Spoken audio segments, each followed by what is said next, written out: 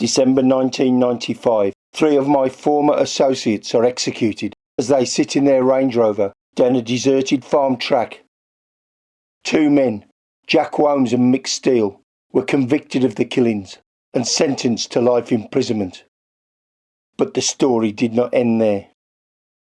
In an effort to overturn the conviction of Jack Holmes, I, Bernard O'Mahony, and Jack's younger brother, John Holmes, did everything possible, both legal and illegal, to raise doubt about the evidence in the hope of securing an appeal.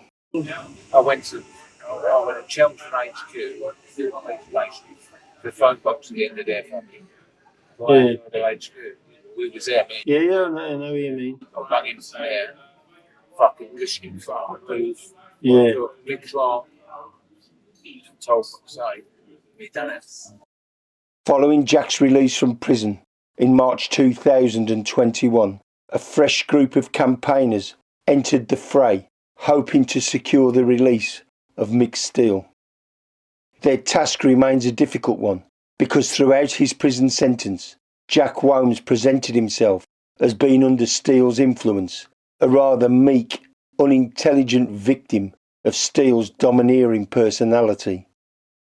His brother John helped to paint the required picture to secure Jack's release by portraying Steele as a ruthless, carefree, violent hard man. Said, he could have wound Jack in. I don't believe that we were upbringing, that we were a family that would, like yourself, would be wound in. Yeah, still ain't did he, but when you're in that game, and he was gaining age anyway, wasn't he? You're fucking about with younger men, which Tuck on Ralph and that wasn't they? Yeah. They was younger. And yourself at that particular time. You're all younger. And I just think still definitely I think he was a little bit like yourself. Do you know what I mean? You no care for the law. To date, alleged experts amongst the campaigners have fallen short of earning their rather grand self-appointed titles by making several false claims. They have said that an alleged assassin known as Mr. D appears in the Tiberius report. Billy Jasper was not asked by detectives if he heard gunshots. 3 people claim to have seen the Range Rover at the Rettendon Turnpike around midnight, and police officers failed to search beyond the gate where the Range Rover was parked.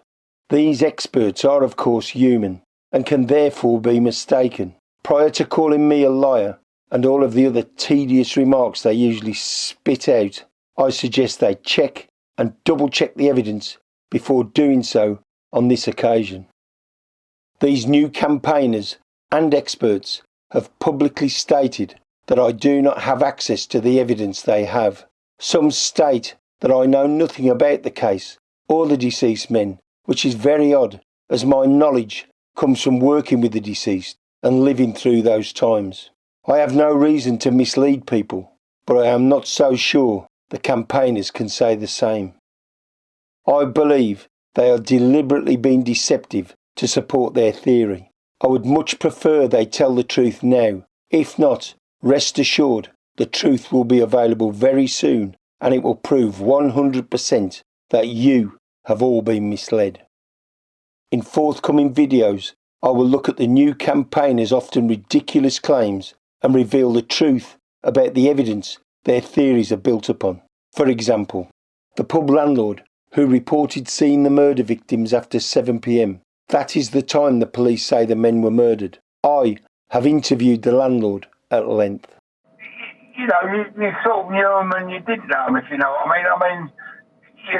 There was plenty of skullduggery going on some nights in there, but it was a real busy boozer, you know. You don't know who the 4th bloke was who was with him. Learn also the truth about Jasper's claim that he saw guns in the assassin's bag. Do you think that was a firearm as a result of what happened that night? Or did you think at the time that it was a firearm? No, I didn't think at the time it was a firearm. That is a result of what happened, yes.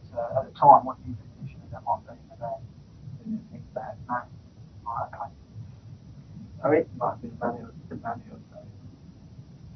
The reason no frost or ice had formed on the Range Rover, the phone evidence relating to Edwards, Bowman and Sullivan, the facts about the alleged assassin Mr. D and another so-called killer, Mr. Khan, the truth about the robbery the experts claim Patsy Clark organised and was the catalyst for the murders. I have spoken at length to one of the men initially convicted of that robbery. There can be a million lies told, but there can only ever be one truth.